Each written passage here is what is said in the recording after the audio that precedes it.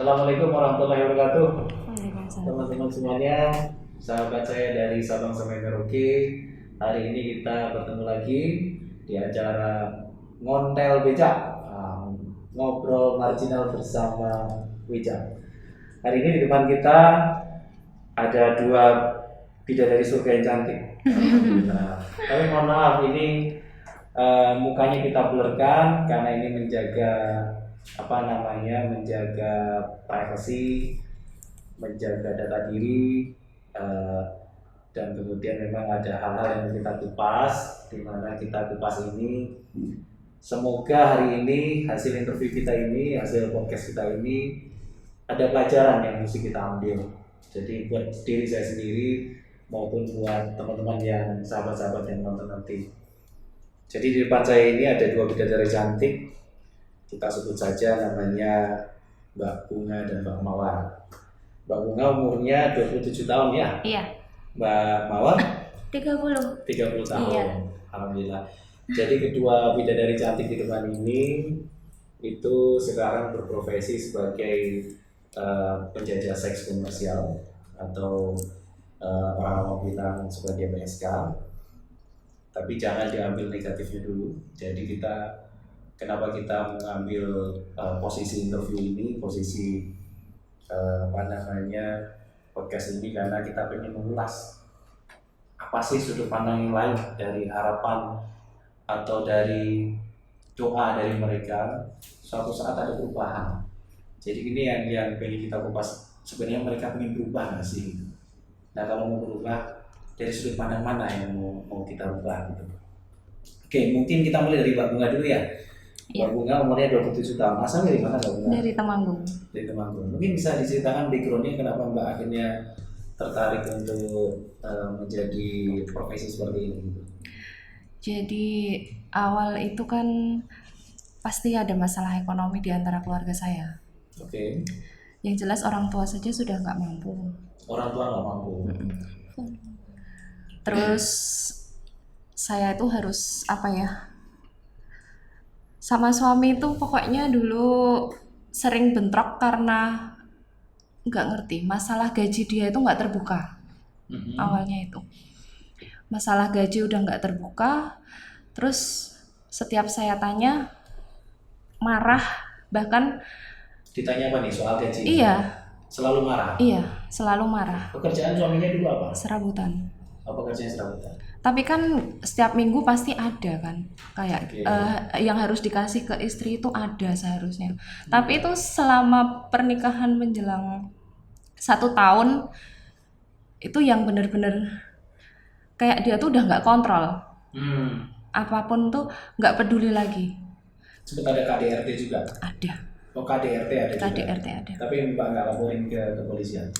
Ya kan namanya juga masih ada rasa sayang, masih ingin nggak mau lah buka aib dulu gitu loh.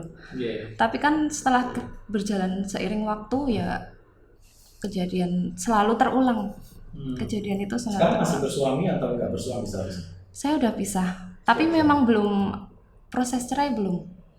Oh berarti pisah ranjang. Pisah tapi dari tidak satu suku 2016. ya? Dari 2016. Anak berapa?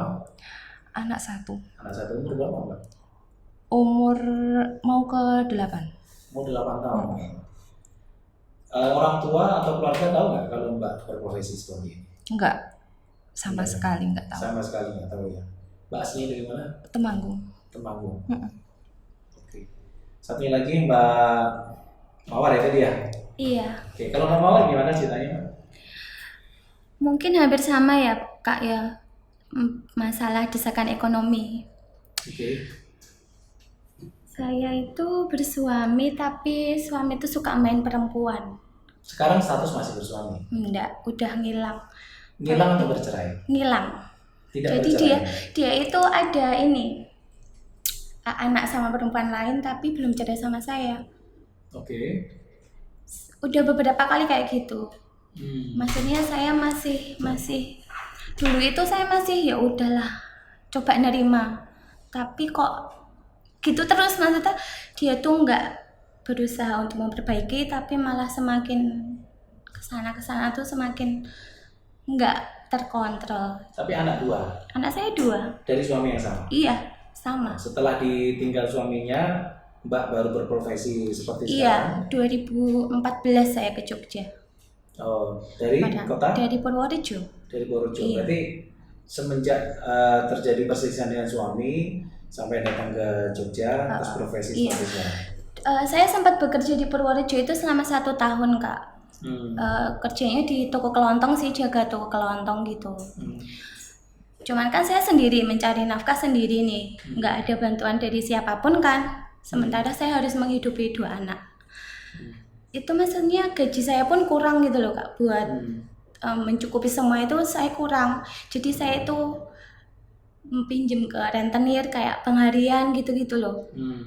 Terus nggak bisa nutup saya tuh, maksudnya buat kebutuhan juga segini, buat nutup juga segitu kan saya bingung bingung mengelolanya kan. Terus ada temen yang nawarin kalau ke Jogja aja yuk kerja sama saya gitu. Awalnya saya kerja apa kok saya lihat tuh dia emang enak hidupnya. Maksudnya kalau pulang itu ya bawaannya banyak buat orang tua, terus sepertinya dia tuh hidup enak gitu loh di Jogja. Terus saya juga tanya kerjaan apa ya di sana. Ya pokoknya ikut aja. Berarti mengawali Mbak Mawar untuk datang ke Jogja, tawaran dari teman. Dengan profesi yang sama sampai sekarang. Iya. Bahkan kita sering tukeran tamu. Kalau dia misalnya lagi nggak bisa, aku lagi ada tamu nih, kamu bisa nggak gitu. Jadi kita sering tukeran tamu gitu sih. Kalau Mbak Muna, bagaimana kasusnya? Awal itu 2016 kan saya kesini ke Jogja. Itu masih gantung lah hidupnya tuh masih belum ini sih, diajakin temen ke kos temen, ikut bareng temen, terus habis itu ada yang nawarin jadi pemandu lagu. Di salah satu karaoke, iya PL. Itu tapi kan kalau pemandu lagu itu kan harus berbagi dengan ada potongannya lah, masalah di kalau stay gitu loh. Itu habis itu kan sering dapet tamu, kebetulan ada tamu yang berkali-kali pengennya sama saya. Setelah itu dia ngajak lebih dekat dan diminta saya itu buat muasin dia dengan iming-iming ya yang lumayan lah. Tapi khusus buat dia, buat tamu khusus tadi. Itu awalnya itu. Terus kan setelah itu saya berpikir kok gampang. Nyari duitnya gampang. Kok gampang, dapat uang segitu kok gampang. Maka dari itu kan saya berpikir enakan jalan sendiri daripada ikut orang masih dipotong. Berpikir seperti itu. Habis itu akhirnya saya buka online. Berarti statusnya Mbak Bunga Mawar ini berdua ada indukannya atau enggak? Enggak, aku freelance sih. Mbak juga freelance juga? Sekarang freelance. Kalau dulu kan ikut orang. Iya, ada maminya gitu ya? Iya, ada maminya. Dan sekarang nggak ada maminya sama enggak. Lah kan lebih enak sendiri. Iya. Berarti modalnya cuma handphone aja sekarang? Iya. Yang katanya ada BO itu ya? Iya. Bener. BO sih katanya apa sih? BO sih katanya? Oh, booking maksudnya? Iya. Mohon maaf ya saya kan. Iya. Oke, berarti modalnya dengan handphonenya masing-masing dan itu. Nah, cara menggaitnya itu gimana sih? Menggait pelanggan gitu caranya? Yang selama ini Mbak, satu-satu dulu Mbak. Gimana caranya? Caranya sebenarnya nggak ada cara juga sih, cuman kadang kalau kita posting open BO. Oh, hanya tulis open BO gitu? Iya. Oh, berarti kalau ada tulisan open BO itu pasti mereka ini nanti ada yang inbox, ada yang DM, ada yang langsung WA kayak gitu. Langsung nanti kan tanya-tanya. Aplikasinya apa aja? Instagram ada, FB ada. Instagram, FB, Micet, Tantan. Tapi kalau saya main Instagram sama FB aja. Oh ya dua. Tapi yang paling familiar sekarang apa sih? Kan banyak yang Micet itu katanya. Iya, Micet juga. Tapi aku nggak main Micet sih. Aku cuma FB sama Tantan gitu. FB sama Tantan. Berarti di statusnya kalian tulisannya statusnya open BO gitu? Iya. Itu semua orang pasti tahu bahwa itu bisa di booking gitu? Iya. Ya, selayaknya orang biasa kayak gitu. Kalau yang udah paham pasti paham. Ya, karena kita nggak bermain di situ jadi paham. Sekali lagi teman-teman di seluruh Nusantara, ini bukan saya ngajarin untuk open BO ya, bukan. Tapi kita harus tahu bahwa ini adalah proses. Jadi proses sampai teman-teman dan profesi menjadi PSK ini ternyata ada caranya mereka melakukan ini gitu. Nah oke. Kalau setelah open BO tadi itu kan ada di direct message, terus kemudian ada di WhatsApp gitu ya, untuk langsung di deal lah ya, negosiasi gitu ya. Itu habis itu terjadi transaksi, ya kalian nggak kenal siapa, tiba-tiba datang terus melayani terus pulang gitu ya? Iya, emang nggak kenal Kak. Oke, nggak maksud saya tanpa ada basa-basi mereka juga udah paham siapa yang pesan. Iya, tapi pasti tanya dulu sih biasanya. Gimana tanya di sini? Kalau tergantung ya, kadang ada yang tanya kos atau hotel kayak gitu. Oh bisa kos-kosan, bisa hotel juga? Iya, jadi tergantung kayak gitu. Bisa juga ya. Berarti kos-kosan bisa jadikan ini bisa tempat jadikan juga, tempat gitu. Kerja. Maaf ya nih, maaf. Gak apa-apa, it's okay. Kalau bicaranya kos bagaimana, kalau bicara hotel bagaimana? Ya bilang aja kos apa gimana kayak gitu awalnya. Ngikut mau yang mana? Kos bisa, hotel lebih bisa. Oh, berarti ada yang anak-anak kos yang memang pesen BO ini?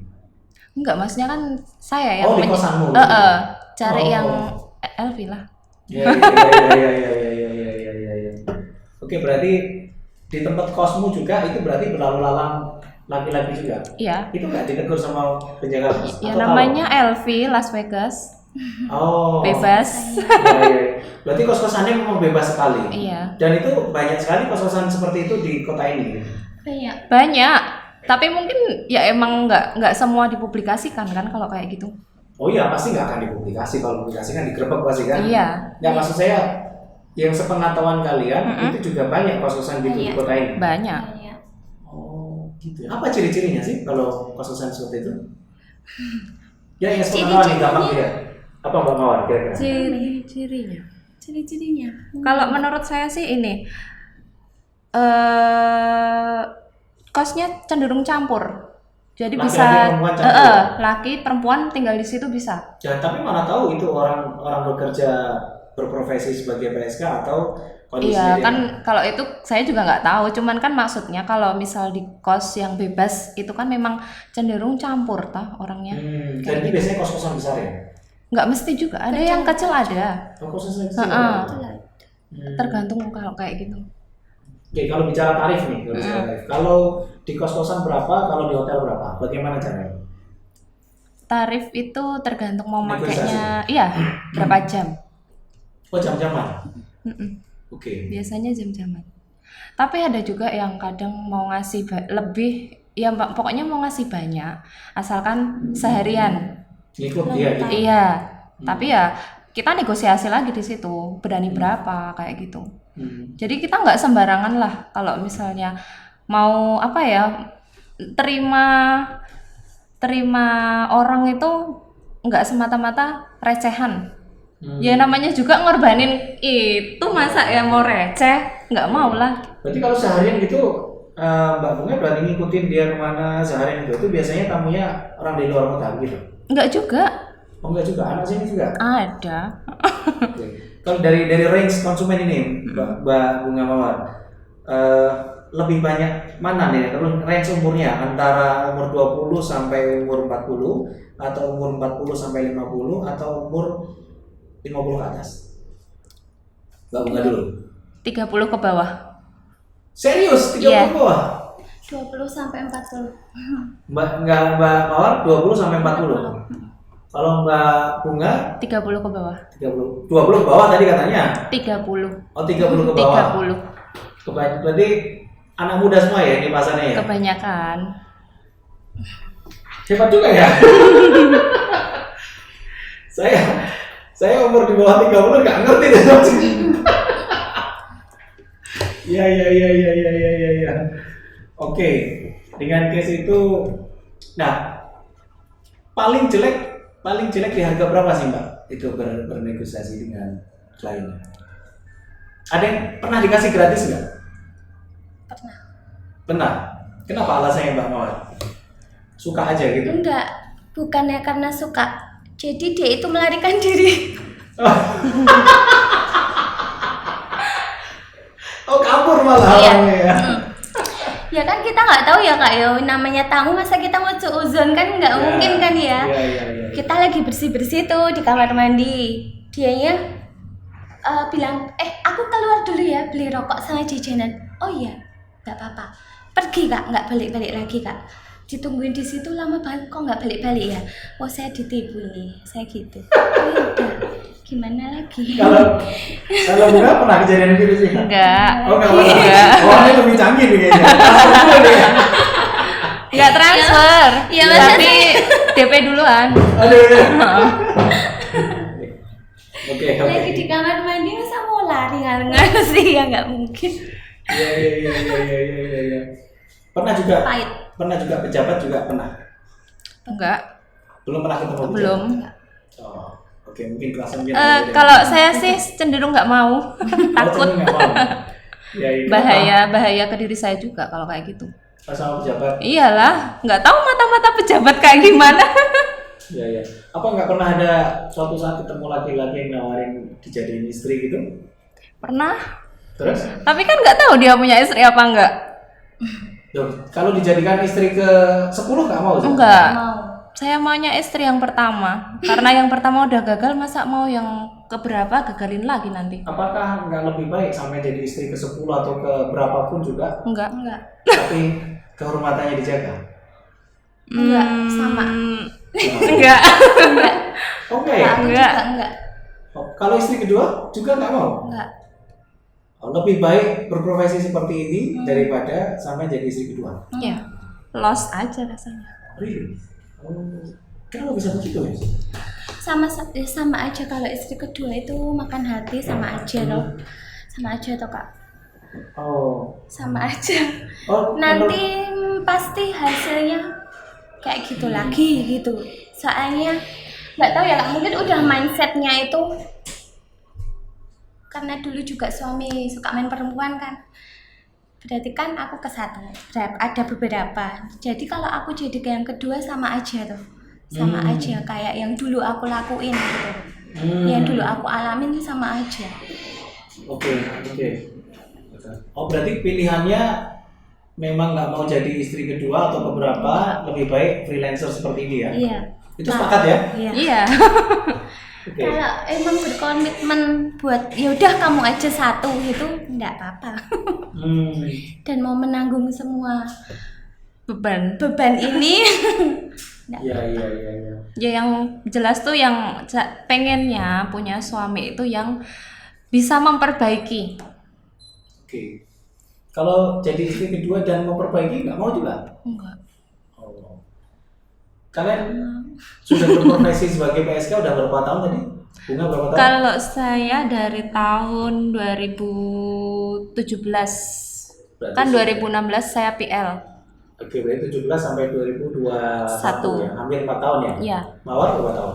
5 tahunan. 5 tahunan. Sampai berapa lama sih kalian menjadi PL? Atau menjadi PSK seperti ini? Ya pengennya sih berhenti. Pengennya berhenti? Dari dalam hatinya pengen berhenti? banget. Oke. Karena capek juga sebenarnya kerja kayak gini tuh capek. Jangan Tadi katanya tuh- seneng. Iya, senengnya Seneng kamu dapat duitnya. uang. Oh. Kita dapat uang kan gampang. Tapi perilaku seksnya sebenarnya nggak seneng? Enggak seneng. Oh, berarti hanya pada saat terima uang aja kan? Iya. Kita kan nggak cari kenikmatannya, kita cari duitnya. Kita kan nggak ngerasain enak apa enggak gitu kan enggak. Yang penting dia keluar udah. Saking segitu banyaknya orang jadi udah merasakan hubungan itu seperti apa ya? Iya, Gitu ya. capek. Sebenarnya capek. Nah, targetnya sendiri ini mengenai visinya kalian berdua ya. Targetnya sendiri Mbak Bunga Mawar ini seperti apa sih untuk 2 atau 3 tahun ke depan gitu? Ya kalau saya pribadi sih pengennya secepatnya itu berlalu lah. Secepatnya berlalu. Usaha apa yang dilakukan secepatnya berlalu?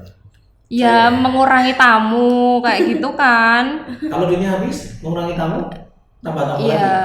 lagi. Cari kerjaan yang gimana lah. Sudah dilakukan atau belum? Udah. Contohnya?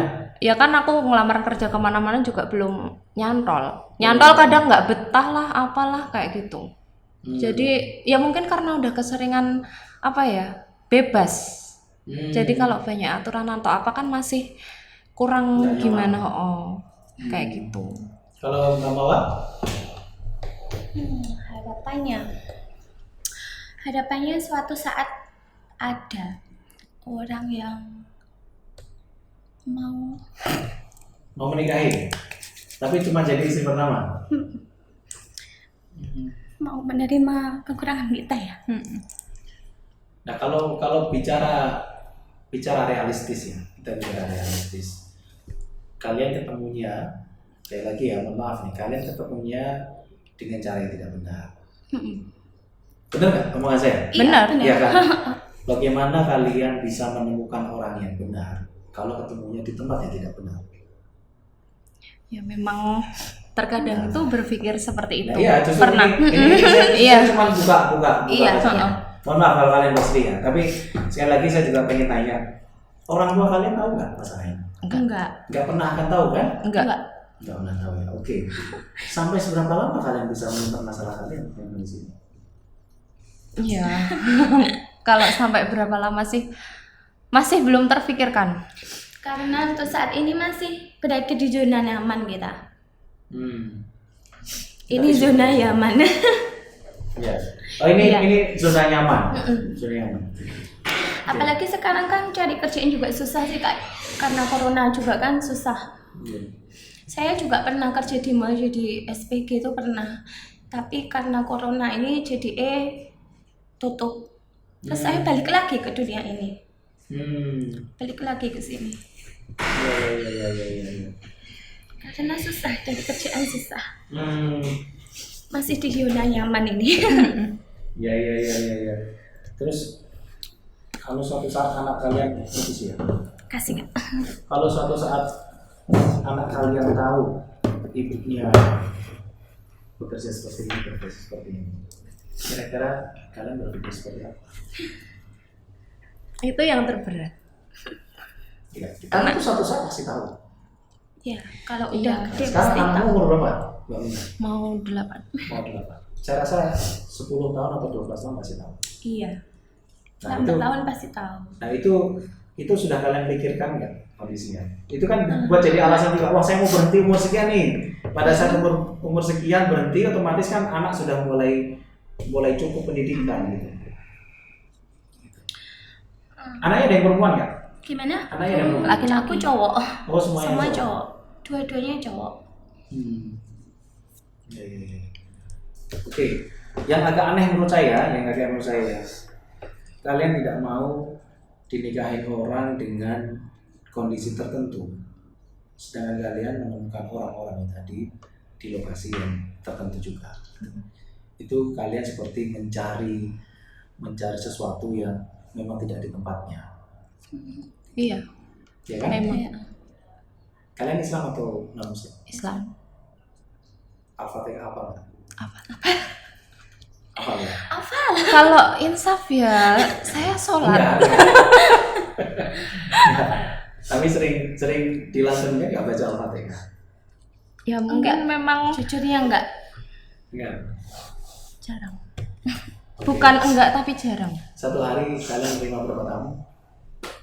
Kadang 3-4 sih. Mbak Bunga 3-4. Iya. 5. 5 satu hari. Kalau dihitung kalkulasinya pendapatan kalian sebulan juga lebih dari cukup memang dengan kondisi ini. Iya. Ya. Dibandingkan kalian menjadi SPG. seorang SPG, gajinya kan cuma 3 juta ya.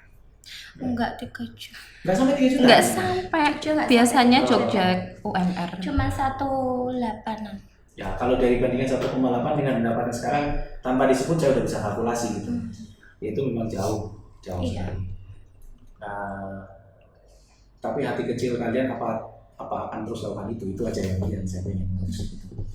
Nah, kalau mencari laki-laki yang baik itu ketemunya harus di tempat yang baik. Benar. Setuju ya, Tia? Iya, Setuju. setuju. Sekali ya. Setuju. Kalau kalian mau mencari di tempat yang baik, berarti kalian harus menjadi orang baik. Bukan kalian sekarang tidak baik, tapi kan profesi ini semua agama melarang. Iya, pasti. Setuju kan? Semua Setuju. agama melarang. Setuju. Iya. Saya tidak ingin berdiskusi ini membuat kalian sedih ya. Jadi Iya. saya rasional. Jadi kalau kalian berprofesi seperti ini, mengharapkan ketemu dengan orang yang tulus hanya satu, ketemunya di lingkungan itu tidak akan pernah dapat. Wallahi tidak benar. Kecuali Allah ngirim sesuatu yang memang khusus sama. Tapi bagaimana Allah akan ngirim itu ke kalian? Kalau kalian baca Al-Fatihah aja nggak pernah setiap hari. Kalian ingat Allah aja tidak pernah. Bagaimana Allah ingat sama kalian? Iya sih. Betul kan? Benar. Logik yang aja ya. Iya. Nah, oke. Nah ini masalah komitmen. Kalau kamu berkomitmen untuk bicara, oke, niatkan ya Allah, saya akan berhenti 2 tahun lagi dengan khususon gitu. Itu mulailah nanti Allah akan kirim yang kalian harapkan. Tapi harapan itu pasti tidak sesuai dengan apa yang akan kita penuh harapkan. Jadi kalau kamu menginginkan, ya Allah dekatkan saya dengan seorang laki-laki dengan kriteria yang kamu minta, dengan sungguh-sungguh, dengan kita berikhtiar baik. Misalkan contohnya, kamu sehari 5 tamu, saya kondisikan sehari 1 tamu. Misalkan, itu kan sebuah ikhtiar mengurangi. Iya. Oke, kita tidak bisa membalikkan telapak tangan seperti ini dengan kondisimu. Saya paham sekali. Tapi kalau misalkan sudah mulai punya target, oke, saya hari ini punya 5 tamu, sampai kondisi berapa lama saya akan punya 5 tamu, uangnya saya kumpulin untuk modal usaha misalkan. Nah, saya pikir kalian juga nggak berpikir untuk punya usaha warung kopi kayak apa kayak, nggak pernah kan? Uangnya habis untuk hal-hal yang komersial semua kan? Betul nggak aja? Kadang kalau saya sih cenderung gini. Langsung tak kirim ke ini orang tua. Biasanya kan langsung masalahnya kan dari dulu sampai sekarang aja hutang orang tua tuh masih ada. Oke, itu tanggung jawab, beban hutang. Iya. Maka dari itu kan belum terpikir aja kalau misalnya mau buka modal, mau di sana pun juga nggak memungkinkan untuk buka. Tetap masih bingung cari tempat juga, kayak gitu. Yang jelas tuh ekonomi belum stabil. Ya. Kalau bicara ekonomi nggak pernah ada merasa orang cukup. Iya, benar. Ya. Saya jadi sampai jadi saya juga kondisinya tidak akan pernah cukup. Jadi niatan cukup itu hanya dalam diri kita sendiri, hati dan pikiran kita. Iya. Nah, itu yang saya bisa kasih saja. Ini oleh-oleh dari saya. Jadi oleh-oleh dari saya, ikhtiar dulu.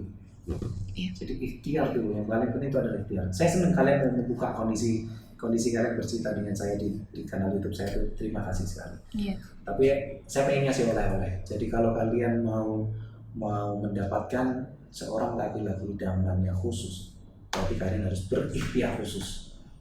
Nah, pada saat berikhtiar khusus, saya pengen mendapatkan laki-laki yang soleh. Berarti diri kita harus menjadi soleh. Kalau saya pengen menjadi dapatnya laki-laki yang brengsek, pasti kalian hidup kehidupan yang brengsek. Ya. Kalau kalian berkehidupan di kondisi orang yang pemain narkoba, pasti laki-lakinya pemain narkoba. Iya. Ya. Nah, berarti kalau kalian mau merubah hidupnya kalian, nasibnya kalian, terus kehidupan sosialnya juga berubah. Hiduplah pelan-pelan merubah kondisi sosialnya kalian. Ya, setuju dengan saya? Iya, setuju. Nah, tapi diniatkan dulu, Kalau mau nih ya, ini kan ini oleh-oleh dari saya. Iya. Nah, begitu pula dengan kehidupan sosialnya kalian. Jadi saya tidak tabu dengan kondisi ini karena levelnya banyak. Jadi kalau saya bicara, mohon maaf, artis yang menjual diri juga banyak. Iya. Setuju ya? Setuju. Sampai level yang paling bawah juga banyak. Saya juga ketemu dengan mereka semua, juga tahu oh ini yang jual, ini yang enggak, ini juga tahu. Kita paham. Tapi saya selalu memberikan sebuah opini gitu. Apakah ini mau terus dijalani terus? Kalau tidak mau dijalani sampai kapan? Gitu. Karena 2 rahasia yang tidak akan pernah orang ini akan tahu. Suatu saat pasti akan orang ini tahu sampai kapan kalian akan bisa menyimpannya adalah ibu kalian sama anak kalian. Iya, benar. Itu hal yang paling berat. Itu adalah ibu kalian dan anak kalian. Itu sudah pasti, wallah itu pasti beliau akan tahu. Dan tahu nggak konsekuensinya dengan kondisi kalian bekerja seperti ini? Itu orang tua kalian nanti pertama kali meninggal, itu yang akan dihisap adalah anak. Tolong pikirkan itu. Nah kalau kita mikir orang tua kan kehidupan kita masih akan sedikit berubah. Nah itu kalau dari saya. Ya tetap semangat. Iya, semangat. Harus tetap semangat. Bagaimana juga hidup ini terus berjalan. Iya. Saya tidak menyalahkan kehidupan kalian, tidak. Tapi saya berharap sekali ada sisi positif yang kita angkat. Teman-teman di seluruh Nusantara, di seluruh Republik Indonesia, ini bukti contoh ya teman-teman semuanya. Tolong jangan dijadikan sisi buruknya yang diambil, tapi lihatlah mereka, kehidupan sosial mereka, ekonomi mereka yang membuat menjadi seperti ini. Tapi ingat, ekonomi itu tidak mutlak, karena ekonomi itu timbulnya adalah dari hasrat, dari nafsu. Saat ini kita berpendapatan 1 juta, dengan berpendapatan 100 juta, itu tidak ada batasnya. Semua orang pasti merasa kurang.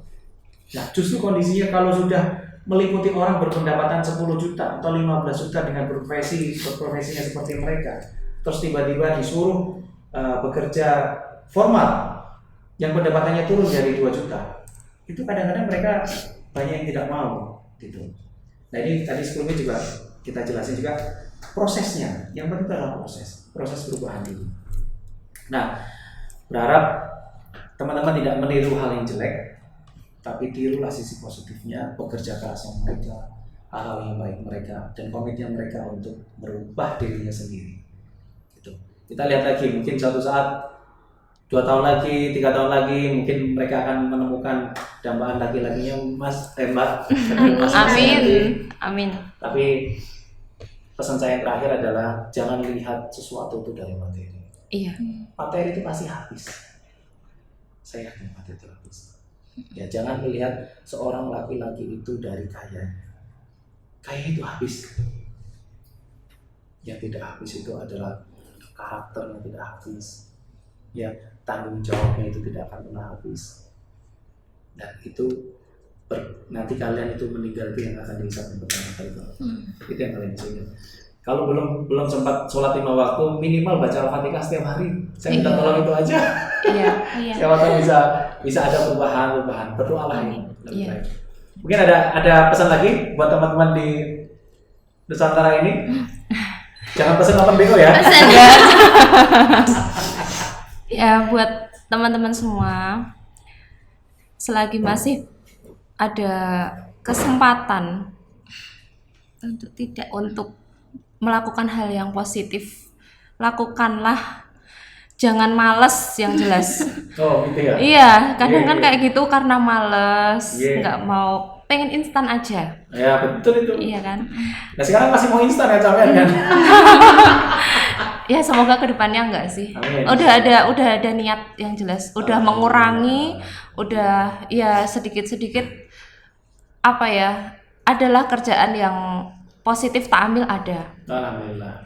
Jadi tamu udah berkurang banyak. Oh dulunya banyak ya? Iya. Nggak usah ditanyain. Iya. Gitu. Yang penting jangan malas, terus berusaha. Alhamdulillah, Mbak Bunga, terima kasih. Mbak Or, silakan. Apa pesan-pesan buat teman-teman? Pesannya, selagi orang yang kalian sayang itu ada di samping kalian, jangan disia-siakan. Gitu ya. Kayaknya begitu lukanya begitu dalam ya sama mantan suaminya ya. Ya Allah. Semoga mantan suaminya nonton ya kali ini dan mendapatkan serta hidayah, karena perbuatan seorang laki-laki bisa menjerumuskan perempuan sampai sedalam ini. Mungkin itu dulu. Iya. Terima kasih sahabat yang ada di seluruh Indonesia. Tetap saksikan kanal YouTube kita dengan program Ngondel Bijak, Ngobrol Marginal bersama Wijak. Kita mencoba